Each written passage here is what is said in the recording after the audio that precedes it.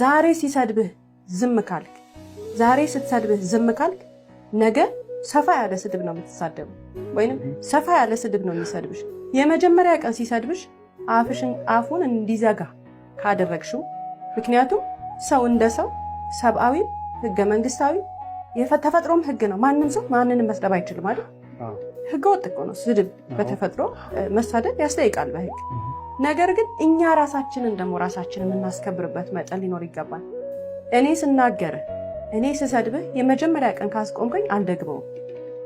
እንግዲህ ሰው በመምታት በመደብደብ አይደለም የሚያስቆመው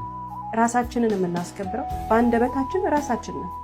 ስትሰድበኝ እኔን መስደብ እንደማትችል በተለያየ መንገድ አንተ በምትረዳው መንገድ ካስረዳሁ ወይንም አንተም እንደዛው እኔን ካስረዳኸኝ ስድቡን አልደግመው እኛ ግን ሞኞች ነን አንድ ሰው በቤታችን አብሮ እየኖረ ወይም ጎረቤታችን ሆኖ ወይም ስጋ ዘመዳችን ሆኖ ሲሰድበን ጸጥ እንላለን ለምን ዘመድ ነው ጎረቤት ነው የትዳር አጋር ነው የሚባል ነገር የለም እኔን የሚያከብረኝ ሰው አንተን የሚያከብርህ ሰው አክብሮቱ የሚገለጸው መጀመሪያ ከአንደበቱ በሚወጣው ቃል እየተሰዳደቡ ኑሮ የለም